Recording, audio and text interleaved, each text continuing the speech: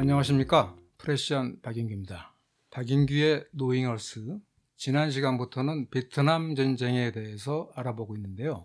지난 시간에는 베트남 전쟁의 대략적인 성격에 관해서 말씀을 드렸고, 이번 시간에는 미국이 건국 이후 최초로 패배한 전쟁인 베트남 전쟁, 그 베트남 전쟁의 교훈을 미국의 위정자들 또는 지배 엘리트들은 과연 제대로 배웠는가에 관해서 말씀드리도록 하겠습니다.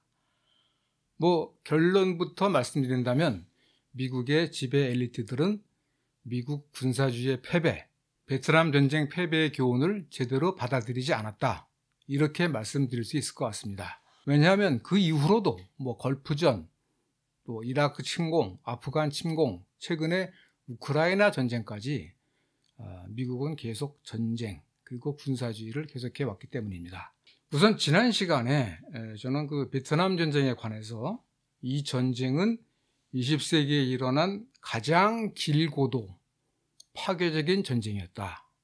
예컨대 베트남, 캄보디아, 라오스에 떨어진 폭탄이 2차 대전 때 사용된 모든 폭탄의 3배나 됐고, 자그마치 700만 명의 인도 차이나 주민들이 사망을 했다.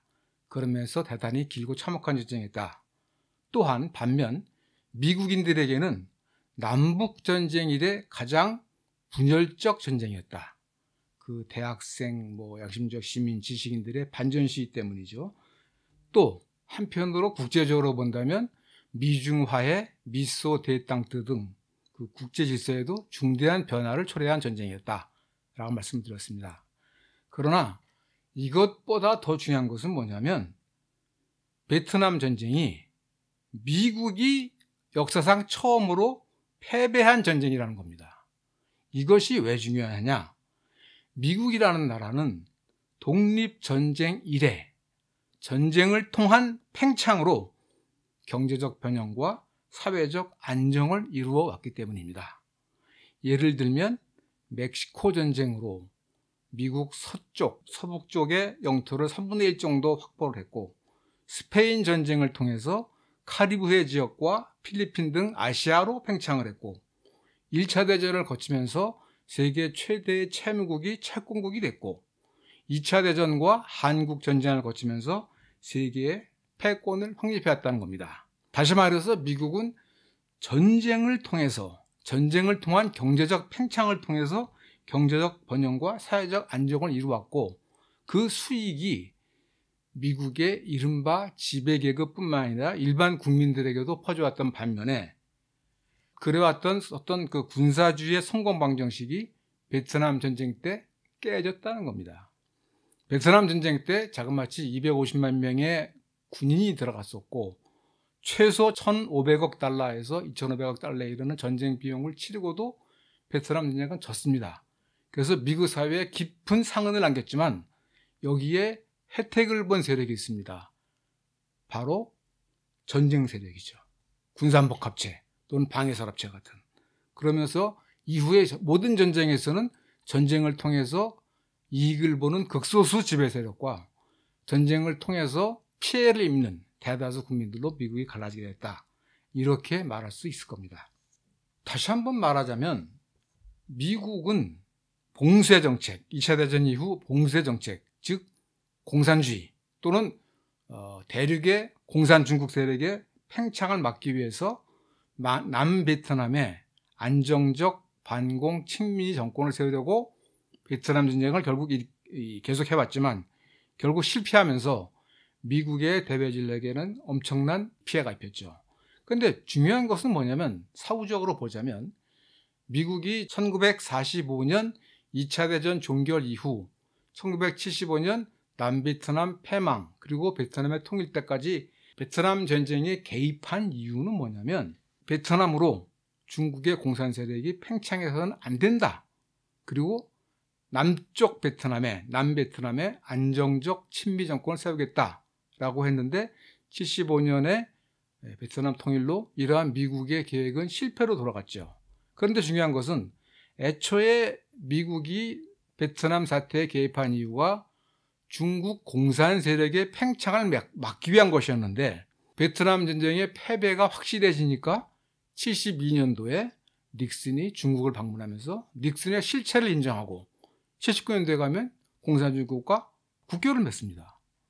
그리고 미국이 그토록 파괴하고 싶어 했던 북베트남, 20년간 전쟁을 벌였던 북베트남, 그리고 통일한 베트남과 1995년도에 또 수교를 합니다.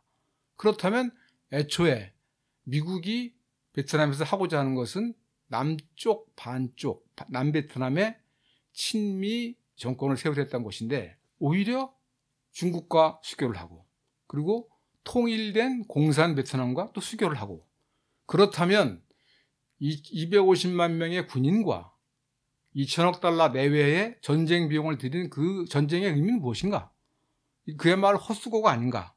이 부분에 대한 철저한 반성이 있어야 했음에도 불구하고 미국은 이후에도 1991년도에 걸프전쟁이라든가 2001년 9.11 테러 이후 아프간과 이라크를 침공하죠. 특히 이라크 침공 때는 있지도 않은 대량 활상 무기라든가 이라크 후세인 정권이 9.11 테러의 배후라든가 하는 있지도 않은 명분을 조작해내서 또 20년간 전쟁을 합니다. 결국 미국의 군사주의는 베트남 전쟁 패배에도 불구하고 계속 살아남아서 현재의 우크라이나 전쟁까지 계속되고 있다라는 겁니다. 그렇다면 미국 역사상 가장 많은 시민들이 반전 평화 시위에 참가했던 베트남 전쟁이 왜 미국의 군사주의 또는 전쟁 지속을 막아내지 못했을까? 왜 미국의 지배계층은 베트남 전쟁 패배의 교훈을 받아들이지 못하고 계속 군사주의 전쟁을 계속했을까에 대한 어떤 설명이 필요할 것 같습니다.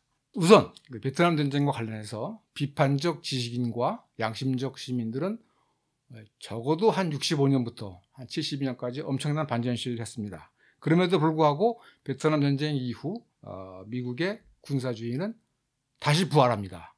가장 결정적인 순간으로 꼽는 것이 1980년 8월 공화당 전당대회에서 당시 대통령 후보였던 레이건 대통령이 베트남 전쟁은 고귀한 대의를 위한 전쟁이었다. 영어로 노블 커즈라고 하는데 다시 말하면 미국은 베트남에 미국식 자유와 번영 민주주의를 전파하기 위해서 좋은 의도를 한 것이다. 그 실행 과정에서 실수가 있어서 지긴 했지만 우리는 어디까지나 선한 의도로 베트남 전쟁에 참전한 것이다 하면서 베트남 전쟁 패배의 교훈을 특히 미국의 지배 엘리트가 싹 까먹었다는 겁니다. 그리고 그 이후에 이제 냉전 종식하면서 공산주의가 깨지고 걸프 전쟁을 통해서 베트남 신드롬, 이른바 대외 군사 개입에 대한 미국민들의 어떤 이 반발 내지는 거부감을 극복했다고 얘기되죠. 따라서 이 베트남 전쟁이 끝난 지 5년 만에 베트남 전쟁 패배의 교훈이 적어도 지배 엘리트들 사이에서는 망각됐다 이렇게 얘기하는데 그럼 그 원인이 뭐냐? 저는 그걸 한 3가지 정도로 요약할 수 있다고 보는데요.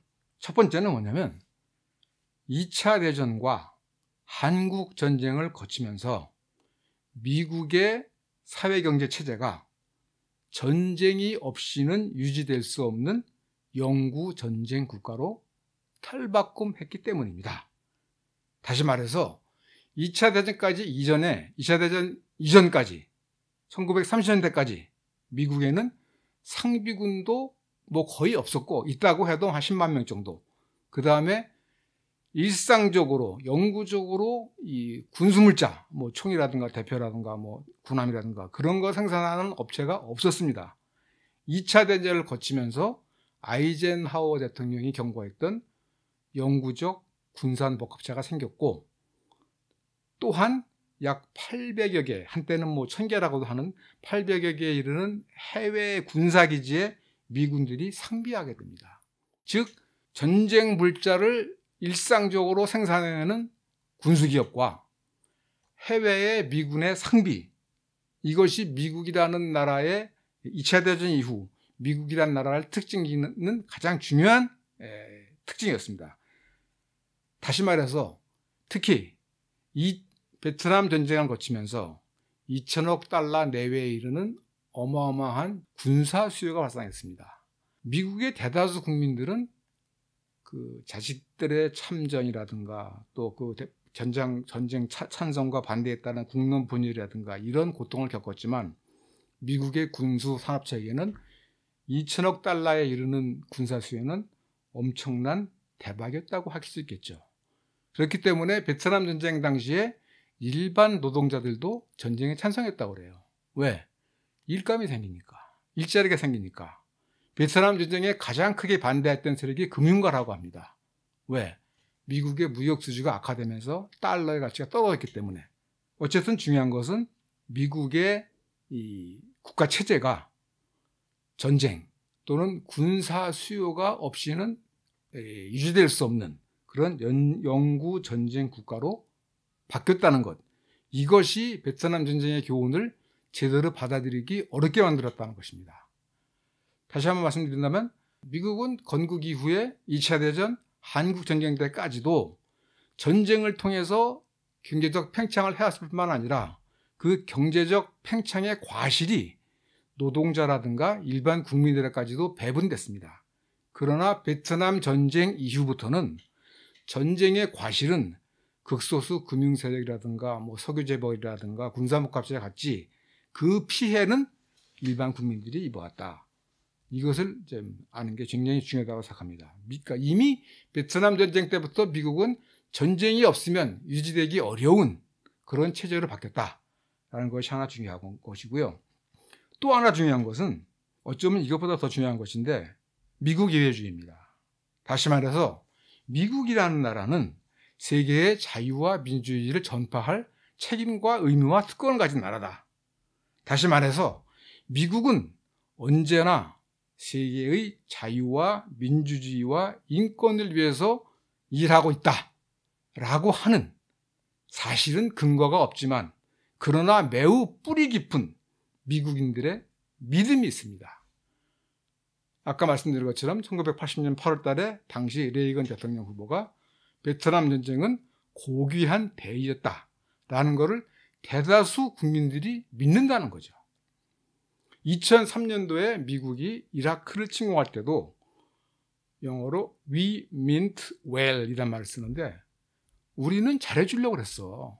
우리는 이라크 사람들에게 자유와 민주주의와 인권의 가치를 전파해 주려고 했던 거야. 실제 실행 과정에서 실수가 있었지만 우리의 의도는 선한 것이었어 라고 미국 사람들이 믿는다는 겁니다. 베트남 전쟁, 이라크 전쟁, 아프간 전쟁, 최근에 우크라이나까지 미국은 항상 정의의 편이다 라는 것이 대다수 미국인들의 믿음이에요. 그런 믿음에 바탕을 해서 극소수 파워 엘리트 또는 지배 엘리트 또는 군사목갑체 이런 극소수 세력들이 계속 전쟁을 벌여온 게 한국전쟁 이후 미국의 대외 전략이었다고 말할 수 있을 겁니다. 또 하나 중요한 것은 뭐냐면 1960년대가 미국에서 말하자면 진보적 또는 평화적 반전 진보 평화 세력의 저항이 가장 강력할 때였어요. 그래서 파키스탄 출신의 지식인이죠. 뉴 랩트 리뷰를 만든 그 타리크 알리라는 사람이 이제 그렇게 표현했는데 그 1960년대 베트남 반전 평화시 그리고 또 그 당시에 시민권 운동 그때 미국인들의 가장 선한 얼굴이 나타났다. 그런 얘기도 하긴 했는데요. 중요한 것은 미국인들의 반전 평화 의지가 가장 강렬했던 1960년대에 앞에 말씀드린 영구 전쟁 국가로서의 미국의 군사주의로부터 탈출을 주도할 수 있었던 중요한 정치 사회 지도자들이 폭력적으로 제거됐다는 점입니다. 다시 말해서 63년 11월 달에 존 F 케네디 대통령의 암살, 68년 4월 흑인 민권운동 지도자인 마틴 루서 킹 목사의 암살, 그리고 두 달 후 존 F 케네디 대통령의 동생인 로버트 케네디 대통령 후보의 암살, 이 사건들로 통해서 미국의 반전 평화 의지를 제도권 또는 기득권 정치권에서 실천할 수 있었던 인물들이 사라졌다는 것이죠.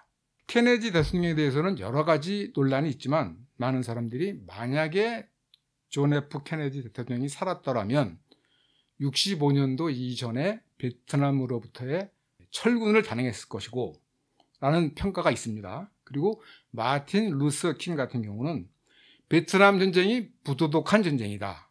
베트남 전쟁은 미국 내에서 흑인들에게 가해지고 있는 불평등과 불의를 감추기 위한, 그리고 미국의 대외 침략 전쟁, 그러니까 미국 내의 불평등과 미국의 대외 침략 전쟁은 동전의 양면이다.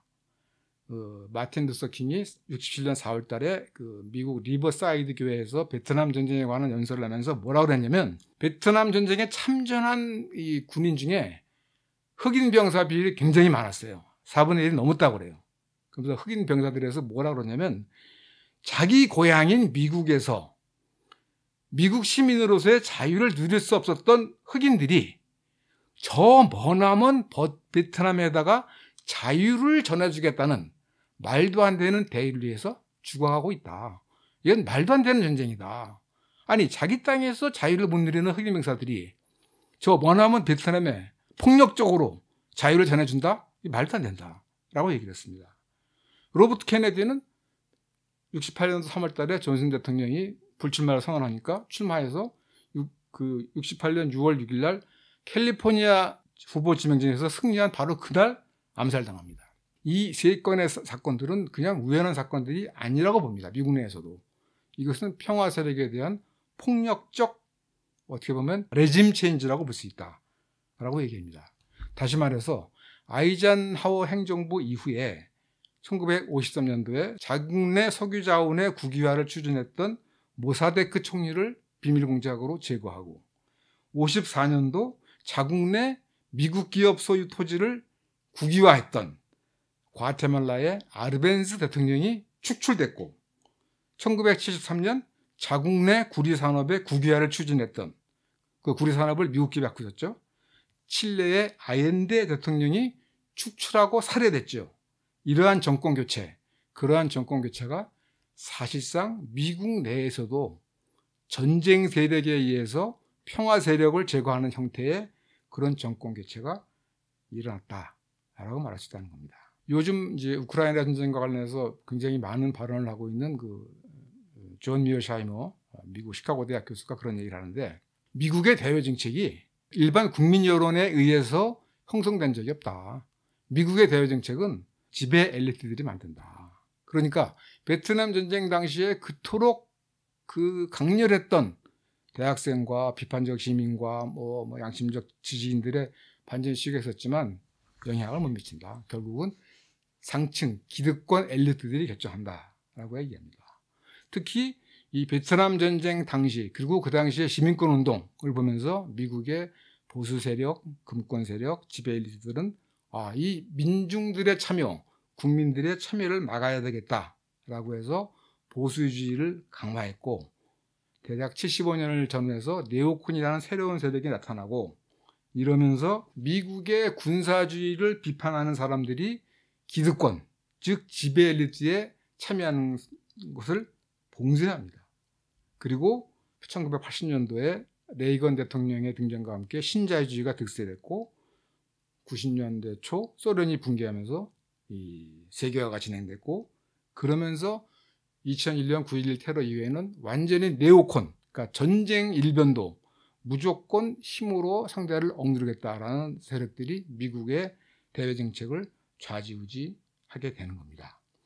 이 때문에 적어도 베트남 전쟁 때는 비판적 지식인이나 양심적 시민들은 물론이고, 미국 존슨 행정부 내에서도 베트남 전쟁은 이거 잘못됐다, 이래서는 안 된다라는 그런 비판과 자성의 목소리가 있었지만, 2001년부터 2021년까지 지속됐던 아프가니스탄 전쟁에 대해서는 적어도 정치권 또는 제도 언론 또 제도 학계에서는 비판의 목소리가 거의 없었습니다. 이 대중동 전쟁, 2001년부터 2021년 8월까지 이 대중동 전쟁은 전쟁 비용만 해도 최소 3조 달러에서 많게는 뭐 8조 달러까지 보는데 하여튼 어마어마한 돈이 사용됐습니다. 그리고 중동을 완전히 뭐 쑥대밭으로 만들어 놓고 또 그 중동에서 그 살 수 없어서 유럽으로 떠나간 이슬람들이 유럽의 어떤 포퓰리즘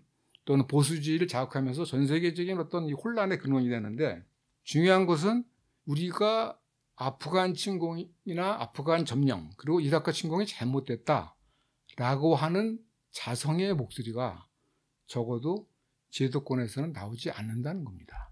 그렇게 해서 아프간 점령에서 2001년 8월 달에 철수한 미국이 불과 6개월 만인 2022년 2월에는 또다시 우크라이나 전쟁에 참여하는 겁니다. 물론 미국이 직접 전투병을 보내는 것은 아니지만 대리전의 형태로 아직까지도 이 전쟁을 하고 있다는 겁니다. 이처럼 미국이 베트남 전쟁의 패배에도 불구하고 계속 군사주의를 유지하고 있는 이유는 지금까지 말씀드린 것처럼 미국이라는 나라 자체가 전쟁이 없으면 유지할 수 없을 정도로 변모해 있었고, 그 다음에 미국인들이 아직도 2차 대전 때와 마찬가지로 미국이 세계의 자유와 민주주의를 위해서 일하고 있다라는 헛된 환상을 품고 있고, 더 중요한 것은 그 60년대, 70년대를 거치면서 세계 평화와 민권, 민주주의를 위해서 일할 수 있었던 많은 지도자들이 제거되고 축출되고 배제했다라고 하는 데서 볼 수 있을 겁니다. 사실 이제 베트남 전쟁이 1975년 4월 30일 날 끝났는데요. 베트남은 사실은 프랑스의 식민지였어요. 그런데 미국이 호치민, 베트남 독립운동의 최고 지도자였던 호치민과 공식적으로 처음 만난 게 1945년 4월 30일입니다. 2차 대전이 끝나기 직전이죠. 그러니까 딱 만 30년 만에 이제 베트남 전쟁이 끝난 건데, 1945년 4월 30일 날 호치민을 만난 사람이 누구냐면 미국 OSS의 정부장교였던 알키메데스 페티 소령이라는 사람이에요. 이 사람은 이제 이탈리아계 미국인이고 2차 대전 당시 이탈리아에서 약 3년간 레지스탕스 운동을 벌였고, 2차 대전 당시에 일본군이 베트남을 점령하면서 미국이 베트남 인도차이나 내부의 사정을 모르기 때문에 베트남의 정보망을 구축하기 위해서 베트남에 들어갔다가 호치민과 처음 대면한 사람입니다. 그리고 이 사람은 호치민을 대단히 높게 평가하고, 호치민은 공산주의자라기보다는 민족주의자다. 따라서 앞으로 미국이 이 호치민과 협력할 필요가 있다라고 하는 여러 가지 그 기록들을 남겼다고 그래요. 근데 이 사람이 결국 이제 그 베트남 전쟁이 이렇게 말하자면 미국의 패배로 끝난 것을 보면서 뭐라고 평가를 했냐면, 베트남은 미국의 얼굴에 남겨진 지울 수 없는 환홍 자국이다. 환홍이라는 건 골문자라는 거죠. 상처라는 것이죠. 베트남은 미국의 얼굴에 남겨진 지울 수 없는 환홍 자국이다. 미국의 정가에서 횡행하고 있는 미국식 자본주의로 세계를 통솔하겠다는 생각은 잘 돼봐야 미국의 고립만 초래할 것이다. 이런 얘기를 했어요. 굉장히 예언적인 얘기였죠. 그러나 물론 이런 얘기가 미국의 지배엘리트 때는 먹히지 않았습니다. 또 하나 중요한 사람으로 이제 다니엘 엘스버그라는 사람이 있는데, 미국 최초의 공익제보자 또는 내부 고발자라고 할 수 있죠. 이 사람은 하버드 대학 출신이고 대단한 천재였어요. 원래는 핵전쟁 이론가였고 베트남 전쟁에 참모 역할을 했어요. 그런데 맥나마라 장관이 명령해서 만든 펜타곤 페이퍼, 미국의 베트남 전쟁 계획 과정에 관한 비밀 연구, 그걸 본 다음에 우리가 베트남 전쟁에 참전한 것은 잘못이구나 라고 해서 그 펜타곤 페이퍼를 폭로한 사람입니다. 1971년도에. 그래서 이제 미국 지금 에드워드 스노우든이라든가 줄리안 어산지 같은 사람들의 선구자라고 할 수 있는 사람인데, 이분이 이제 작년 6월 달에 돌아가셨습니다. 근데 이제 돌아가시기 전에 2021년도가 펜타곤 페이퍼, 그러니까 베트남 전쟁에 관한 비밀 정보 문서 폭로 50주년을 맞아서 인터뷰한 내용이 있는데, 뭐라고 그랬냐면 엘스버그가 미국의 대외 정책은 베트남 전쟁 이후 50년이 지나도록 전혀 바뀌지 않고 있다. 이렇게 스스로 고백을 했습니다. 자기가 펜타곤 페이퍼를 공개한 이유는, 폭로한 이유는 미국의 대외 정책을 바꿔보자고 한 것이었건만 50년이 지나도록 바뀌지 않고 있다. 그리고 이 부분에 대해서는 많은 대외정책 전문가들이 미국 대외정책의 특징으로 안 바뀐다, 안 변한다 라고 얘기합니다. 뭐냐? 군사주의다. 군사력을 통해서 세계를 바꾸겠다는 그 헛된 야망, 베트남 전쟁 이후 또 2001년 이후 대중동 전쟁, 또 지금 벌어지고 있는 우크라이나 전쟁 전부 실패했고 오히려 미국의 몰락을 재촉하고 있음에도 불구하고 미국의 지배 엘리트들은 이것을 바꾸려 하지 않는다라고 얘기를 했습니다. 하지만 중요한 것은 이겁니다. 어쨌든 베트남 전쟁은 민중들의 참여가 가장 높았던 전쟁이고 또한 그 전쟁의 원인이나 전쟁 과정, 전쟁 결정 과정에 대해서 많은 것이 가장 많이 알려진 전쟁이에요. 특히 중요한 것은 그 로버트 맥나마라 장관이라고 케네디 행정부의 초대 국방부 장관으로 1961년 1월부터 1968년 2월까지 국방장관을 역임하면서 사실상 베트남 전쟁을 진두지휘했던 사람이에요. 그래서 베트남 전쟁을 맥나마라의 전쟁이라고까지 말하는데 이분이 사실은 이미 1965년 말부터 이게 군사력으로 베트남 문제를 푼다는 게 안 되는 거로구나. 그래서 66년도부터는 계속 존슨 대통령에게 협상으로 풉시다. 심지어는 남베트남의 공산 세력까지 포함한 연립정권을 만듭시다. 라고 했다가 사실상 67년 11월 달에 해임된 사람입니다. 그 펜타곤 페이퍼라는 것도 사실은 67년 6월 달에 어디가 잘못됐길래 미국이 베트남 전쟁이라는 수렁에 들어갔을까? 그거 한번 연구해봐. 그래서 만든 문서가 그 펜타곤 페이퍼입니다. 어쨌든 이분은 자신이 베트남 전쟁을 판을 키운 사람이지만 원래 의도는 아까 말한 것처럼 베트남을 미국식 자유주의 또는 자본주의 국가로 만들겠다. 그런데 실패했다라는 걸 솔직하게 인정한 사람이에요.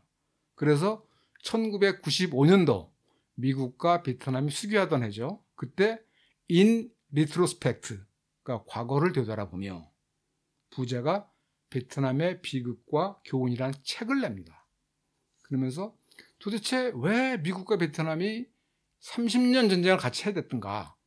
물론 따지면 이제 직접 전쟁은 20년입니다. 45년부터 54년까지는 프랑스 전쟁을 미국이 지원한 거고 54년부터 64년까지는 그냥 경제 지원과 군사 지원만 한 거고 실제 전쟁은 이제 65년부터 시작된 건데 어쨌든 그 책을 내면서 1995년 11월 달에 처음으로 베트남을 방문을 해가지고 베트남 독립통일전쟁의 최고 지도자라고 할 수 있는 보응우엔지압 장군을 만났어요.